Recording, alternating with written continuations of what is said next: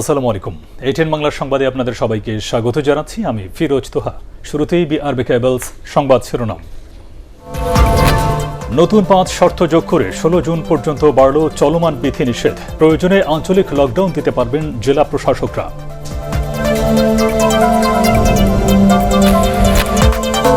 চীনের দ্বিতীয় টিকার অনুমোদন দিল সরকার। প্রতিষেধক প্রস্তুতকারী মিশ্রণ না আসায় ব্যবহার করা যাচ্ছে না ফাইজারের ভ্যাকসিন।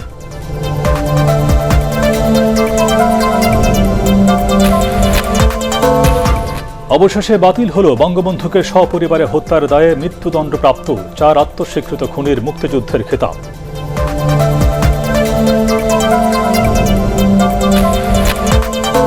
বাজেটে বেসরকারি উচ্চশিক্ষা প্রতিষ্ঠানের 15% আয়কর প্রত্যাহারের দাবি আওয়ামী লীগ ও বিএনপি সংসদ সদস্যদের।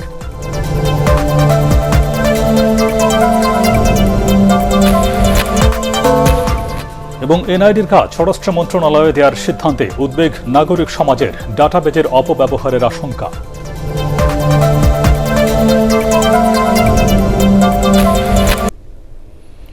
শুনছিলেন বিআরবি কেবলস সংবাদ শিরোনাম।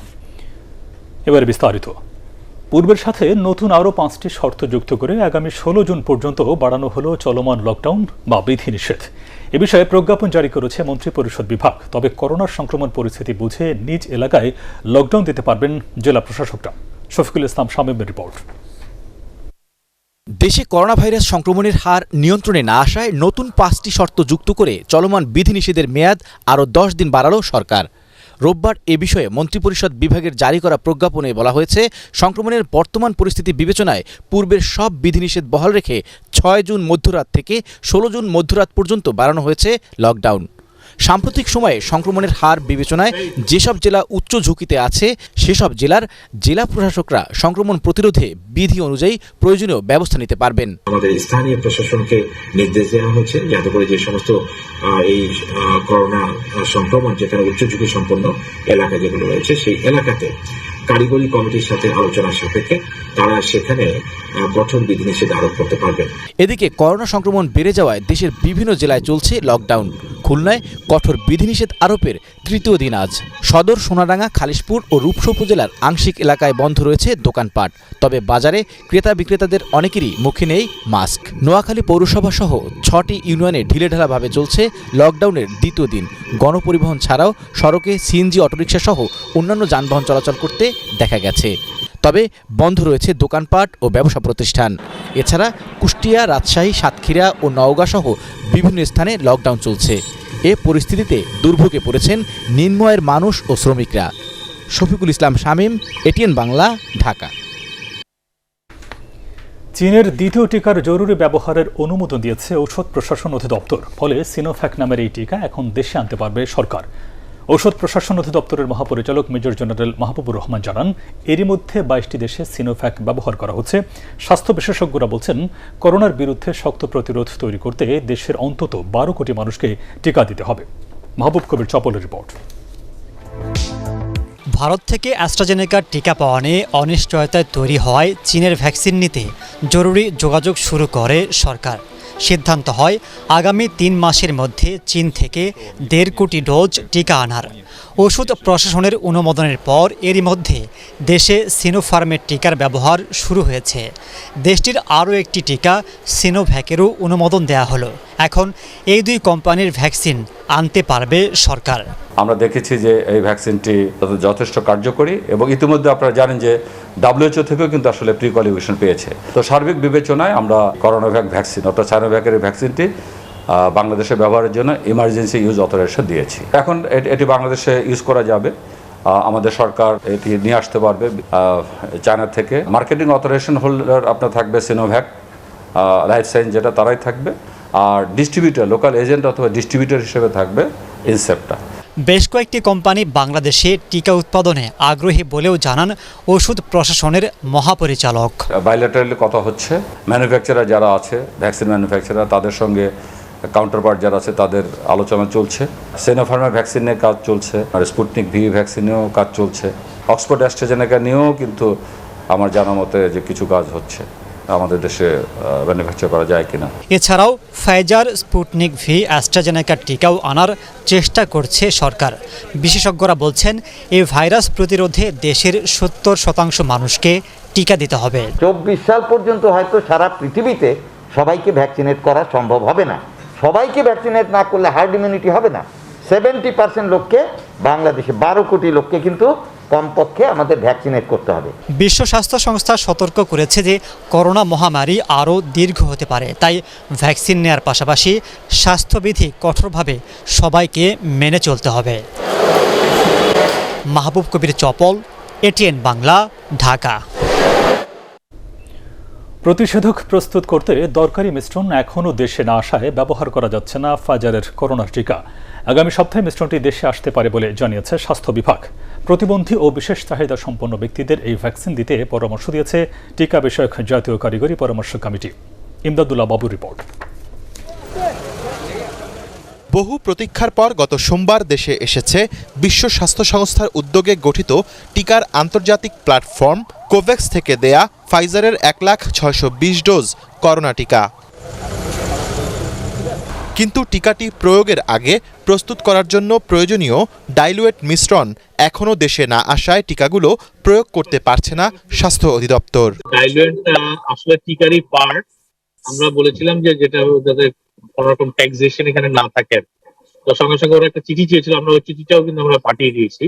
সেটা হলো গত বৃহস্পতিবারে চিঠি লেখা হয়ে ওদের কাছে চলে গেছে। প্রাথমিকভাবে বঙ্গবন্ধু শেখ মুজিব মেডিকেল বিশ্ববিদ্যালয় ও কুর্মিটোলা জেনারেল হাসপাতাল কেন্দ্রে এই টিকা দেওয়ার পরিকল্পনা করা হয়েছে, কিন্তু কাদের টিকাটি দেয়া হবে তা এখনো নিশ্চিত নয়। জায়গাগুলোতে অত্যন্ত -70 টেম্পারেচার মেনটেন করা হবে, সেই ধরনের সেন্টারে দেওয়া হবে। এবং যে কয়টা সেন্টার গুলোকে সিদ্ধান্ত নেওয়া হয়েছে, এর মধ্যে দুটো সেন্টার হচ্ছে একটা বঙ্গবন্ধু শেখ মুজিব মেডিকেল ইউনিভার্সিটি আর একটা হচ্ছে কুর্মিটোলা।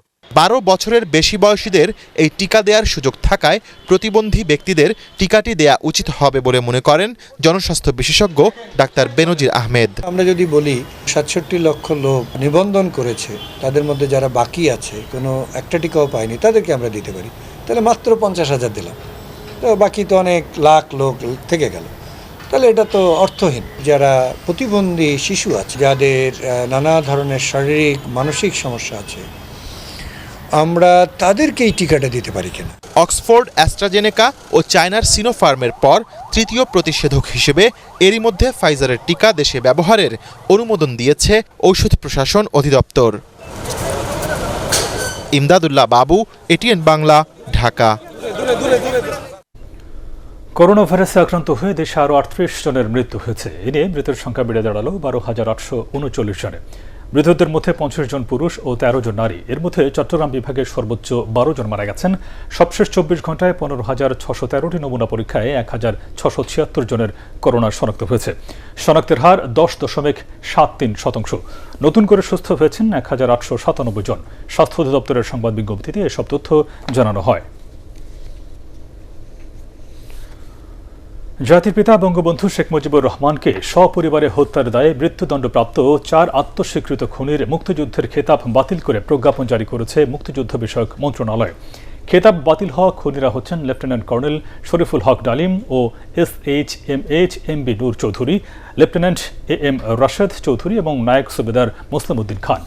এ বিষয়ে মুক্তিযুদ্ধ বিষয়ক মন্ত্রী আ.ক.ম. মোজাম্মেল হক বলেছেন, 4 খুনির মুক্তিযুদ্ধের বীরত্বসূচক খেতাব থাকা জাতির জন্য লজ্জাজনক, তাই এই গেজেট বাতিল করা হয়েছে। গত 9 ফেব্রুয়ারি অনুষ্ঠিত জাতীয় মুক্তিযোদ্ধা কাউন্সিলের সভায় তাদের খেতাব বাতিলের সুপারিশ করা হয়।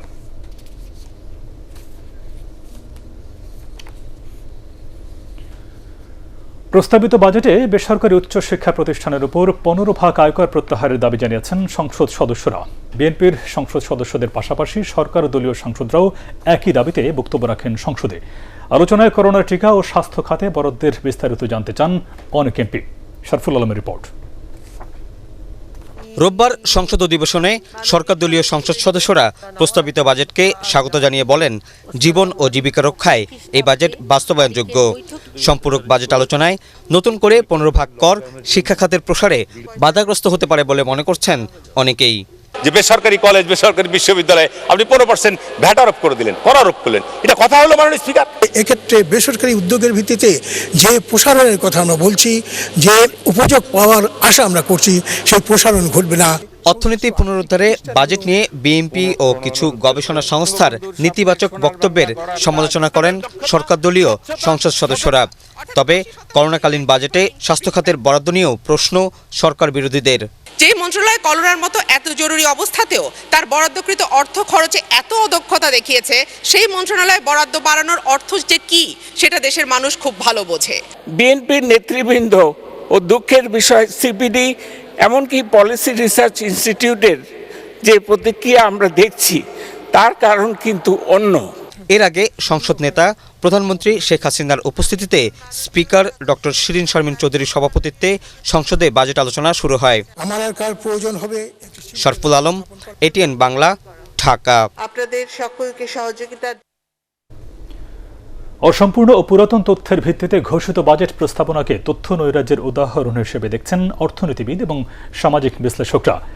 নাগরিক প্ল্যাটফর্ম ফর এসডিজি আয়োজিত ওয়েবিনারে তারা বলেন, সরকারের দেওয়া তথ্য আর বাজেটে ঘোষিত দিক নির্দেশনা পরস্পর বিরোধী। জানাচ্ছেন ফজর রাব্বি। বাজেট বক্তৃতায় 2019-20 অর্থ বছরের চেয়ে 2020-21 বা চলমান অর্থ বছরকে উন্নততর অর্থনীতির বছর হিসেবে বর্ণনা করা হয়েছে। অর্থনীতিবিদ ডক্টর দেবপ্রিয় ভট্টাচার্য বলেন, প্রকৃত তথ্য সরকারের এই বয়ানকে সমর্থন করে না। অতিমারির প্রভাব মূল্যায়ন না করার কারণে এই সময় নতুন দরিদ্র, ক্ষতিগ্রস্ত ছোট ব্যবসায়ী আর ভোক্তাদের কথা বাজেটে নেই বলে মন্তব্য করেন তারা। ছোট উৎপাদনের ক্ষেত্রে 10.6 থেকে নেমে গেছে 1.8-এ। তাহলে ভৌত উৎপাদন হলো না, পুঁজিপণ্য আসলো না, ঋণ প্রবাহ হলো না, বার্ষিক উন্নয়ন কর্মসূচি বাস্তবায়ন হলো না। গত অতিক্রান্ত অর্থ বছর তার আগের অর্থ বছরের চেয়ে কোনো অংশে ভালো ছিল না এবং অতিমারির প্রভাব এখানে মূল্যায়ন করা হয়নি। বাজেট বক্তৃতার মধ্য দিয়ে টিকা কর্মসূচি আর স্বাস্থ্যখাত সংস্কার নিয়ে সরকারের চিন্তা আর কাজের অমিল দেখতে পেয়েছেন বিশ্লেষকরা। অর্থমন্ত্রী বলেছেন যে প্রতি মাসে 25 লক্ষ লোককে টিকার ব্যবস্থা করবেন। এই হিসাবে লক্ষিত সবার টিকা পেতে 5 বছর লেগে যাবে। এটা কোনোভাবেই কাম্য নয়। সৎ উপস্থাপনা নাই, অনেক জায়গায় স্বচ্ছ উপস্থাপনা নাই, অনেক জায়গায় ফাঁকি রয়েছে। নানাভাবে দেখছি যে একটা অর্জনের চেহারা আমাদের দেখাবার বিরাট বড় একটা মানসিকতায় আক্রান্ত হচ্ছে আমরা। সেটা কিন্তু বঙ্গবন্ধুরও কোনো রকম আদর্শ ছিল না, আমাদের মুক্তিযুদ্ধেরও সেটা চেতনা ছিল না।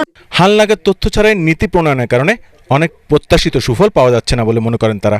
ছোট রাস্তা ছোট নাই, কিন্তু ওই রাস্তায় যে গাড়িগুলো চলছে সেই গাড়িতে আমার পিছিয়ে পড়া মানুষগুলো প্যাসেঞ্জার হতে পারেনি। ফজল রাব্বি, এটিএন বাংলা, ঢাকা। এনআইডির কাজ স্বরাষ্ট্র মন্ত্রণালয় দেওয়ার সিদ্ধান্তে উদ্বেগ জানিয়েছেন নাগরিক সমাজের প্রতিনিধিরা। সুশাসনের জন্য নাগরিক সৌজন আয়োজিত ভার্চুয়াল নাগরিক সংলাপে তারা বলেন, এতে জনগণের হয়রানি ও দুর্নীতি বাড়ার পাশাপাশি এনআইডির ডাটাবেজের অপব্যবহার হতে পারে। প্রয়োজনে স্বাধীন ও স্বতন্ত্র সংস্থা করে জাতীয় পরিচয়পত্র নিবন্ধনের কাজ পরিচালনার সুপারিশ করেছে তারা। একরামুল হক সাইমের রিপোর্ট। জাতীয় পরিচয়পত্র নিবন্ধন এনআইডির কার্যক্রম নির্বাচন কমিশন থেকে সরিয়ে স্বরাষ্ট্র মন্ত্রণালয়ে নিতে গত 24 মে চিঠি দেয় মন্ত্রিপরিষদ বিভাগ। এরই মধ্যে এই সিদ্ধান্তে ক্ষোভ জানিয়েছে নির্বাচন কমিশন। সুজন আয়োজিত নাগরিক সংলাপেও এর বিরুদ্ধে যুক্তি তুলে ধরেন সুশীল সমাজ ও রাজনীতিকদের অনেকে। এই একটা চিঠি দিয়ে ইলেকশন কমিশনকে বললাম, তোমার অর্ধেক অংশ এদিকে কাজ করবে, তোমার সাথেও করবে, আমার সাথেও করবে। তার ডুয়েল লয়ালটি কখনো হয় না। নির্বাচন কমিশনের দুর্বলতার কারণে যে এটা নিয়ে যাওয়া হচ্ছে এমন আমি মনে করি না। সরকারের পক্ষ থেকে তারা কেন এটা করতে চাচ্ছে আগেও বলে নাই, এখনো বলার কোনো প্রয়োজন মনে করছে না। সবকিছু নির্বাহী বিভাগ অর্থাৎ কর্তৃত্ববাদী সরকারটাকে আরো চরম পর্যায়ে নিয়ে যাওয়ার পদক্ষেপেরই এটা একটা অংশ।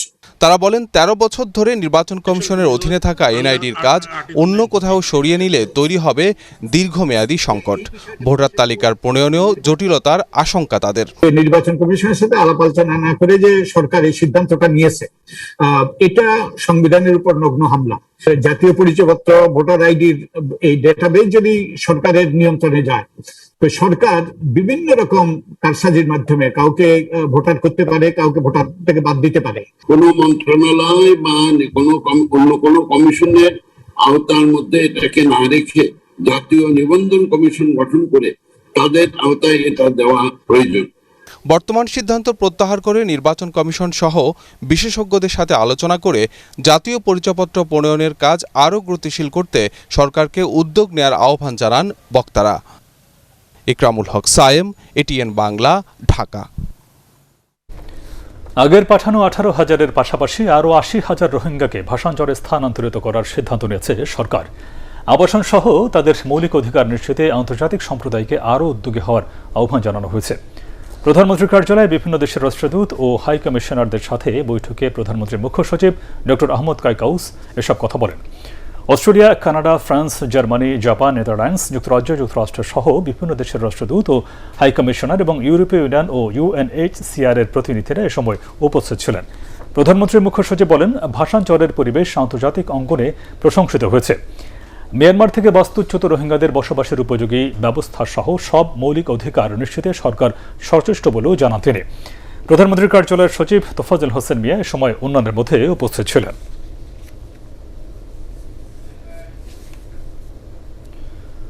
গণতন্ত্রে বিশ্বাস না করায় বিএনপি নির্বাচন বয়কটের সিদ্ধান্ত নিয়েছে বলে মন্তব্য করেছেন আওয়ামী লীগ সাধারণ সম্পাদক ওবায়দুল কাদের। তিনি বলেন, সব নির্বাচনে হারায় বিএনপি নেতারা আতঙ্কগ্রস্ত হয়ে পড়েছেন। হকার্স লীগের 21তম প্রতিষ্ঠা বার্ষিকী উপলক্ষে রাজধানীর বঙ্গবন্ধু এভিনিউ আয়োজিত আলোচনা সভায় ভার্চুয়ালি যুক্ত হয়ে তিনি এসব কথা বলেন। দেশ অর্থনৈতিকভাবে সমৃদ্ধির পথে এগিয়ে যাচ্ছে দাবি করে ওবায়দুল কাদের আরও বলেন, সবাই এটা স্বীকার করলেও বিএনপির চোখে তা ধরা পড়ে না। দাতাদের দয়ার উপর নির্ভর করে বিএনপির বাজেট হতো, আর বিদেশ নির্ভরতা নয়, নিজস্ব সম্পদের উপর ভিত্তি করে এখন বাজেট হচ্ছে। সরকারের অন্ধ সমালোচনা করতে গিয়ে বিএনপি দেশ ও জাতির অর্জনকেও অস্বীকার করছে। বিদেশি শিল্পীদের দিয়ে বিজ্ঞাপন নির্মাণ করলে নির্মাতা প্রতিষ্ঠানকে জনপ্রতি 2 লাখ টাকা দিতে হবে সরকারকে। এছাড়া যে টেলিভিশনে ওই বিজ্ঞাপন প্রচার হবে তাদের 20,000 টাকা এককালীন দিতে হবে। সচিবালয়ে চলচ্চিত্র পরিচালক সমিতির নতুন কমিটির নেতাদের সাথে সাক্ষাৎ শেষে তথ্য ও সম্প্রচার মন্ত্রী ডক্টর হাসান মাহমুদ এসব কথা বলেন। এ সময় আরও জানানো হয়, সিনেমা হল সংস্কার, বন্ধ হল চালু এবং নতুন হল নির্মাণে 1,000 কোটি টাকা বরাদ্দ রেখেছে সরকার।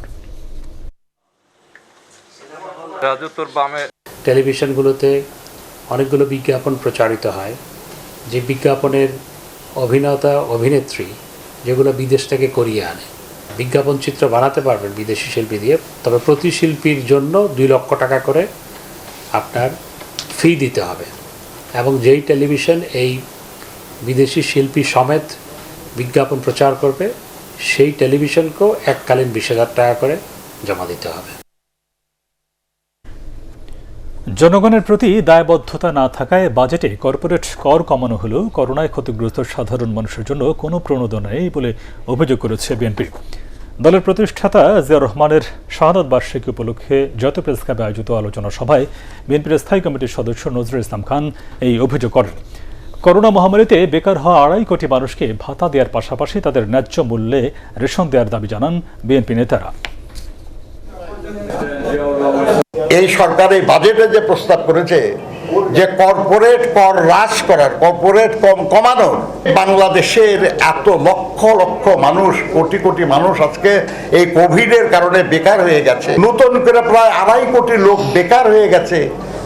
আপনি তাদের জন্য তো কোনো প্রণোদনার কোনো প্যাকেজ দিলেন না। করোনা ভাইরাসের ভারতীয় ভ্যারিয়েন্ট মোকাবিলায় শিথিলতা দেখালে চরম খেসারত দিতে হবে বলে মন্তব্য করেছেন জাতীয় পার্টির চেয়ারম্যান গোলাম মোহাম্মদ কাদের। এক ভিডিও বার্তায় তিনি বলেন, সীমান্তবর্তী জেলাগুলোতে যেভাবে করোনার ভারতীয় ভ্যারিয়েন্ট ছড়িয়ে পড়ছে তা অত্যন্ত আশঙ্কাজনক। তার মতে খাদ্য সহায়তা নিশ্চিত করে সব জেলায় কঠোর লকডাউন দিতে হবে। লকডাউন বাস্তবায়নে বিজেপি সদস্য মোতায়েনের সুপারিশ করেন বিরোধী দলীয় উপনেতা GM কাদের। রক্ষীদের ফাঁকি দিয়ে প্রতি রাতেই ভারত থেকে অসংখ্য মানুষ প্রবেশ করছে বাংলাদেশে। সীমান্তবর্তী জেলাগুলিতে যেভাবে করোনার ভারতীয় ভ্যারিয়েন্ট ছড়িয়ে পড়েছে তা অত্যন্ত আশঙ্কাজনক। তাই সীমান্তবর্তী জেলাগুলিতে আরও কঠোরতর লকডাউন দেওয়া জরুরি হয়ে পড়েছে। প্রয়োজনে সীমান্তবর্তী জেলাগুলিতে লকডাউন বাস্তবায়নে বর্ডার গার্ড, বাংলাদেশ বিজিবি মোতায়েন করা যেতে পারে। রাজধানীর আজিমপুরে সরকারি স্টাফ কোয়ার্টার থেকে ঢাকা বিশ্ববিদ্যালয়ের এক ছাত্রীর লাশ উদ্ধার করা হয়েছে। তার নাম ইশরাত জাহান তুষ্টি। সকালে ফায়ার সার্ভিস কর্মীরা তুষ্টিকে ঢাকা মেডিকেল কলেজ হাসপাতালের জরুরি বিভাগে নিয়ে গেলে কর্তব্যরত চিকিৎসক তাকে মৃত ঘোষণা করেন। ঢাকা বিশ্ববিদ্যালয়ের ইংরেজি বিভাগের 2য় বর্ষের ছাত্রী ছিলেন তুষ্টি। বঙ্গমাতা শেখ ফজিলাতুন্নেসা মুজিব হলে সংযুক্ত ছিলেন তিনি, তবে হল বন্ধ থাকায় স্টাফ কোয়ার্টারের ওই ভবনের নিচতলায় থাকতেন তিনি। বাথরুমের দরজা ভেঙে তার লাশ উদ্ধার করা হয় বলে জানা গেছে।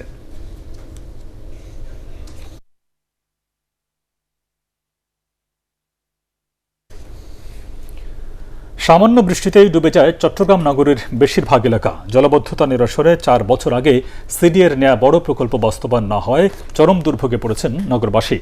অভিযোগ রয়েছে প্রকল্প বাস্তবায়নের নামে সিডিএ নগরীর আশপাশের খাল ও নালার মুখ বন্ধ করে দেয় পানি নিষ্কাশন ব্যবস্থা বাধাগ্রস্ত হয়। আর এতে সামান্য বৃষ্টির পানিতে ডুবে যায় নগরী। তবে সিডিএ বলছে জলাবদ্ধতা নিরসনে কাজ করছে তারা। চট্টগ্রাম থেকে তামিম মাহমুদের রিপোর্ট, জানাচ্ছেন বিপ্লব রায়। চট্টগ্রামে বর্ষা মৌসুমের আগেই কখনো ভারী আবার কখনো থেমে থেমে বৃষ্টি হচ্ছে।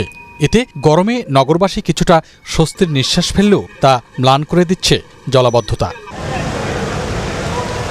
স্থানীয়রা বলছেন, বর্ষা মৌসুমে অসহনীয় জলজট থেকে রক্ষায় প্রকল্প হাতে নেয় চট্টগ্রাম উন্নয়ন কর্তৃপক্ষ। তবে অপরিকল্পিতভাবে কাজ করার কারণে নগরীর অধিকাংশ খাল নালাগুলোর প্রবেশমুখ বন্ধ হয়ে গেছে, ফলে পানি নিষ্কাশনও হচ্ছে বাধাগ্রস্ত। এতে সামান্য বৃষ্টি হলেই তৈরি হচ্ছে জলাবদ্ধতা। অথচ জলাবদ্ধতা নিরসনে 2017 সালে প্রায় 6,000 কোটি টাকার প্রকল্প হাতে নেয় চট্টগ্রাম উন্নয়ন কর্তৃপক্ষ সিডিএ। সামান্য কতটুকু বৃষ্টি হইলে জলাবদ্ধতা সৃষ্টি হয়ে যায়, এতে আমাদের দুর্ভোগ, আমাদের অনেক সমস্যা হচ্ছে। সিডিএ এগুলো কাজ করতেছে, কিন্তু কি কাজ হচ্ছে আমরা বুঝতেছি না। বিষয়টি স্বীকার করে সিডিএ কর্তৃপক্ষ জানিয়েছে, প্রকল্পের কাজ দ্রুত শেষ করতেই খালে বাঁধ দিতে হয়েছে। এবার যেটা পানি উঠছে এটা কিন্তু আমাদের কাজের কারণে, ওইটা আসলে আমাদের বিভিন্ন বাঁধের কারণে হয়েছে। আমরা বাঁধ দিয়ে আমরা কাজটা করেছিলাম। আমি 7 দিনের মধ্যে সেনাবাহিনীকে আমরা বলেছি যে এগুলো অপসারণ করে পুরো খালটাকে পরিষ্কার করে ফেলতে হবে। চট্টগ্রাম উন্নয়ন কর্তৃপক্ষ এসব খালের বাঁধ অপসারণ করলে জলাবদ্ধতা কমে আসবে বলে মনে করছেন সিটি মেয়র। 15-20 দিনের মধ্যে এটা সরাতে হবে, প্রতিবন্ধকতা দূর করতে হবে। প্রতিবন্ধকতা দূর না করলে তাহলে তো মানুষ পানিতে ডুবে থাকবে। 2020 সালের জুনে প্রকল্পের কাজ শেষ হওয়ার কথা থাকলেও এখন পর্যন্ত সম্পন্ন হয়েছে মাত্র 50% কাজ। পুরো প্রকল্পের কাজ শেষ হতে 2023 সালের জুন পর্যন্ত সময় লাগবে বলে জানিয়েছে সিডিএ। বিপ্লব রায়, এটিএন বাংলা। প্রতারণার মাধ্যমে বহু তরুণীকে ধর্ষণের পর অবশেষে পুলিশের হাতে ধরা পড়েছে টিকটক সজীব। ভুক্তভোগী এক তরুণীর অভিযোগের পর নোয়াখালীর সোনাইমুড়ি থেকে তাকে গ্রেফতার করে পল্লবী থানা পুলিশ। এদিকে গাজীপুরের টঙ্গীতে নৃশংস হামলার সাথে জড়িত কিশোর গ্যাং ডি কোম্পানির লন্ডন বাপ্পি ও নীরব সহ 12 জনকে গ্রেফতার করেছে র্যাব। শারমিন রিহার রিপোর্ট। রাজধানীর পল্লবী এলাকার ভুক্তভোগী এক তরুণীর অভিযোগের পর নড়েচড়ে বসে থানা পুলিশ। শারীরিক সম্পর্কের ভিডিও ইন্টারনেটে ছড়িয়ে দেওয়ার ভয় দেখিয়ে ভুক্তভোগী ওই তরুণীকে দিনের পর দিন ভোগ করে আসছিল টিকটক সজীব। শুধু ভোগ করেই ক্ষান্ত হননি, ওই তরুণীর কাছ থেকে হাতিয়ে নেয় বিপুল অঙ্কের টাকা। তার এই অপকর্মে রাজি না হওয়ায় তাদের শারীরিক সম্পর্কের একটি ভিডিও ইন্টারনেটে ছড়িয়ে দেয় প্রতারক সজীব। তবে শেষ রক্ষা হয়নি, নোয়াখালী সোনাইমুড়ি থেকে পুলিশ তাকে গ্রেফতার করে। সে টিকটকের মাধ্যমে মেয়েদেরকে আকর্ষণ করত, পরে মেয়েদের সঙ্গে একটু ভালো বন্ধুত্ব করার নাম করে বন্ধুত্ব করত, পরে মেয়েদেরকে কাছে নিয়ে আসতো, অন্তরঙ্গ মুহূর্ত সৃষ্টি করত। এক পর্যায়ে সেই অন্তরঙ্গের মুহূর্তের ভিডিও ধারণ করে তাকে ধর্ষণ করত। এদিকে গত 25 মে ফুচকার দোকানে বসার জায়গা কেন্দ্র করে টঙ্গী এলাকায় ভাঙচুর হামলা চালানো কিশোর গ্যাং ডি কোম্পানি বা ডিয়ারিং কোম্পানির বাপ্পি ও নীরব সহ 12 জনকে গ্রেফতার করেছে র্যাব।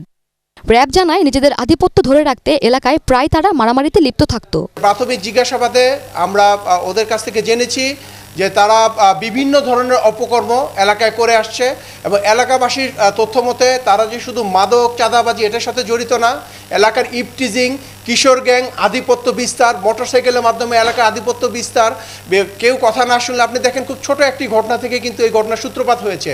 তারা একটি ফুচকা দোকানে গিয়েছে ফুচকা খাওয়ার জন্য, সেখানে কোনো বসার জায়গা ছিল না। তারা 3 জনকে বলেছে উঠে যেতে দেরি হওয়ার প্রেক্ষাপটে 2 জনকে তারা ওখানে স্থানীয়ভাবে ওইখানেই তারা লাঠি দিয়ে তাদেরকে জখম করে। সো তারা এলাকায় আধিপত্য বিস্তার করে যার মানে কন্টিনিউ তারা আধিপত্য বিস্তার করত।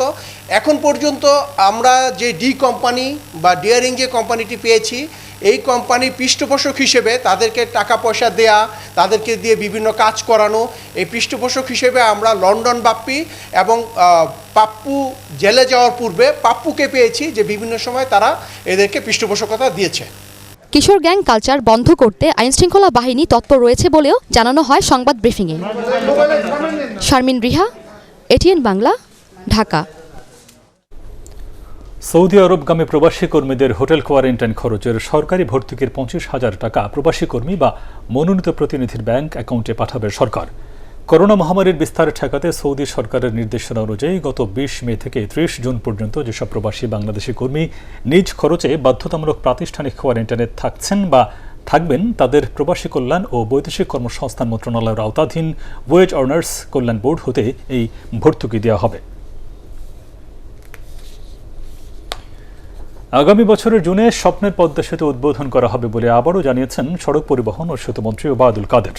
রাজধানীর বনানীতে সেতু বিভাগের কর্মকর্তাদের সাথে মতবিনিময় সভা শেষে তিনি বলেন, প্রধানমন্ত্রী শেখ হাসিনার সাহসিকতার কারণে পদ্মা সেতুর নির্মাণ কাজ এখন প্রায় শেষ পর্যায়ে। চট্টগ্রামে কর্ণফুলী নদীর তলদেশে টানেল নির্মাণ কাজের অগ্রগতি 86% শেষ হয়েছে বলেও জানান তিনি। সেতু বিভাগের সচিব আবু বকর সিদ্দিক এ সময় অন্যান্যের মধ্যে উপস্থিত ছিলেন। কৃষি, স্বাস্থ্য ও শিক্ষা সহ সব ক্ষেত্রে বাংলাদেশ এখন বিশ্বের কাছে উদাহরণ বলে মন্তব্য করেছেন যুক্তরাষ্ট্র আওয়ামী লীগের সভাপতি ডক্টর সিদ্দিকুর রহমান। নিউ ইয়র্কের জ্যাকসন হাইটসে স্থানীয় আওয়ামী লীগের মতবিনিময় সভায় তিনি এই মন্তব্য করেন। সংগঠনের সদস্য সামাদ আজাদ, আব্দুল হাসিব মামুন, শাহনারা রহমান এ সময় উপস্থিত ছিলেন। এবারের বাজেট মানুষের আশা আকাঙ্ক্ষা ও স্বপ্ন পূরণের বাজেট উল্লেখ করে বিদেশে টাকা পাচারকারীদের কঠোর হাতে দমনের আহ্বান জানান সিদ্দিকুর রহমান। এবারে আল আরাফা ইসলামী ব্যাংক অর্থ সংবাদ।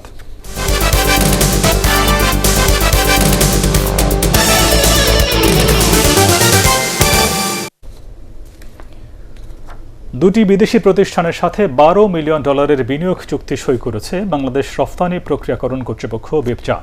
চট্টগ্রাম ও মোংলা এপিজেডে কারখানা স্থাপন করবে প্রতিষ্ঠান দুটি। চলতি 2020-21 অর্থ বছরে মোট 12টি প্রতিষ্ঠানের সাথে চুক্তি সই করেছে বেপচা। এতে প্রস্তাবিত বিনিয়োগের পরিমাণ $125 মিলিয়ন। রাজধানীতে আয়োজিত চুক্তি স্বাক্ষর অনুষ্ঠানে বেপচার নির্বাহী chairman major general Nazrul Islam, সদস্য মাহমুদুল হোসেন খান, MAS সুমন্ত্র 2-এর কান্ট্রি হেড মঙ্গলা আথাউদা, গ্যাবো গ্লোবালের পরিচালক ডু কিউনের সময় উপস্থিত ছিলেন। বিদেশি সিগারেট কোম্পানি ও দেশীয় কিছু এনজিও বিড়ি শিল্পকে ধ্বংসের ষড়যন্ত্র করছে বলে অভিযোগ করেছে বিড়ি শ্রমিক ফেডারেশন। জাতীয় প্রেসক্লাবে সংবাদ সম্মেলনে ফেডারেশনের নেতারা এই অভিযোগ করেন। এ সময় বিড়ির উপর অতিরিক্ত শুল্ক কমানো সহ বিদেশি সিগারেটের দাম বাড়ানোরও দাবি জানান তারা। রবি আক্তার সুবর্ণ রিপোর্ট। বিড়ির উপর অতিরিক্ত শুল্ক কমানো এবং বিদেশি সিগারেটের দাম বাড়ানোর দাবিতে এ সাংবাদিক সম্মেলনের আয়োজন করে বাংলাদেশ বিড়ি শ্রমিক ফেডারেশন। এ সময় নেতারা বলেন, এই শিল্পের সাথে দরিদ্র জনগোষ্ঠীর একটি বড় অংশ জড়িত, অথচ দেশের বিড়ি শিল্পকে ধ্বংস করতে কিছু এনজিও এবং বিদেশি কোম্পানি ষড়যন্ত্র করছে। এবছর বাজেটে যদি নিম্নস্তরের সিগারেটে মূল্যস্তর বৃদ্ধি না করা হয় তাহলে বিড়ি শিল্পের অস্তিত্ব চিরতরে বিলীন হয়ে যাবে। ফলে একদিকে সিগারেট কোম্পানিগুলো একচেটিয়া ব্যবসার সুযোগ পাবে, অন্যদিকে সরকার নিম্নস্তরের সিগারেট থেকে বিপুল পরিমাণ রাজস্ব হতে বঞ্চিত হবে। বাজেটে যদি নিম্ন স্তরের সিগারেটের মূল্যস্তর বৃদ্ধি না করা হয় তাহলে বিড়ি শিল্পের অস্তিত্ব থাকবে না বলে মনে করেন এ শিল্পের সাথে জড়িতরা। গত 2020-21 অর্থ বছরের বিড়ির উপর বৃদ্ধিকৃত 4 টাকা মূল্যস্তর কমাতে হবে। বিড়ি শিল্পকে ধ্বংসের ষড়যন্ত্র থেকে বিরত থাকতে হবে। এ সময় তারা আরও বলেন, বিড়ির উপর অতিরিক্ত শুল্ক আরোপ বন্ধ সহ নকল বিড়ির বন্ধে জাতীয় রাজস্ব বোর্ডকে কঠোর ভূমিকা রাখতে হবে। লাইসেন্স অনলাইনে দিয়েছে। রাবি আক্তার সুবর্ণা, এটিএন বাংলা, ঢাকা। শেরপুরের চর মোছারিয়া ইউনিয়ন পরিষদের চেয়ারম্যান খোরশেদুজ্জামান ইন্তেকাল করেছেন। ইন্না লিল্লাহি ওয়া ইন্না ইলাইহি রাজিউন। ময়মনসিংহ মেডিকেল কলেজ হাসপাতালে চিকিৎসাধীন অবস্থায় তিনি মারা যান। তিনি আওয়ামী লীগের জাতীয় পরিষদ সদস্য ছিলেন। এছাড়া শেরপুর জেলা আওয়ামী লীগের সাবেক ভারপ্রাপ্ত সভাপতি হিসেবে দায়িত্ব পালন করেছেন তিনি। দুপুরে শহরের শহীদ দারোগালী পৌর পার্কে প্রথম ও বিকেলে গ্রামের বাড়ি মুন্সির চরে দ্বিতীয় নামাজে জানাজা শেষে পারিবারিক কবরস্থানে তাকে দাফন করা হয়। তার মৃত্যুতে শোক জানিয়েছেন প্রধানমন্ত্রী শেখ হাসিনা। এবারে পার্টেক্স খেলার খবর।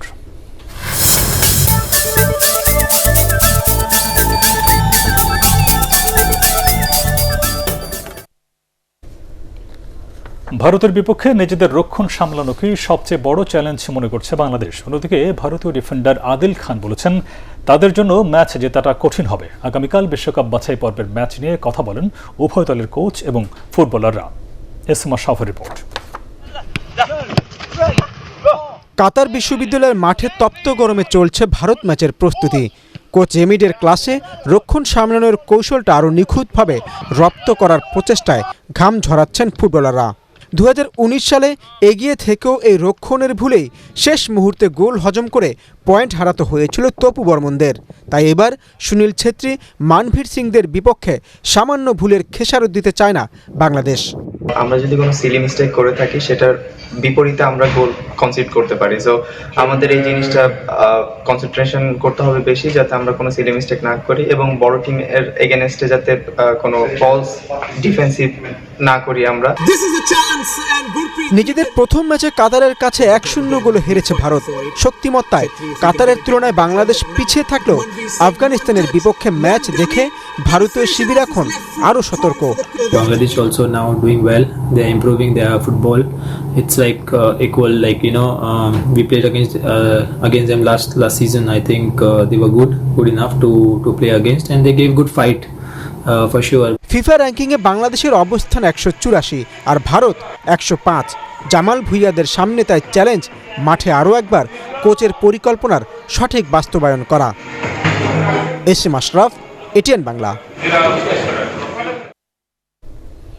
শেষ করার আগে বিআরবি কেবলস সংবাদ শিরোনাম আরও একবার। নতুন 5 শর্ত যোগ করে 16 জুন পর্যন্ত বাড়ল চলমান বিধিনিষেধ। প্রয়োজনে আঞ্চলিক লকডাউন দিতে পারবেন জেলা প্রশাসকরা।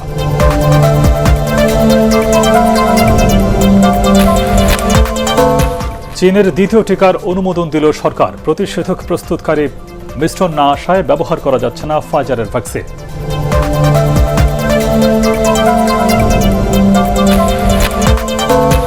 অবশেষে বাতিল হল বঙ্গবন্ধুকে সপরিবারে হত্যার দায়ে মৃত্যুদণ্ডপ্রাপ্ত 4 আত্মস্বীকৃত খুনির মুক্তিযুদ্ধের খেতাব।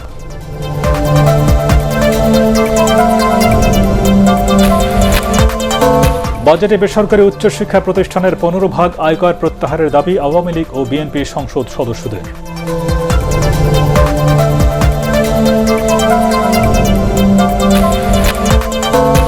এবং এনআইডির কাজ স্বরাষ্ট্র মন্ত্রণালয়ে দেওয়ার সিদ্ধান্তে উদ্বেগ নাগরিক সমাজের। ডাটাবেজের অপব্যবহারের আশঙ্কা।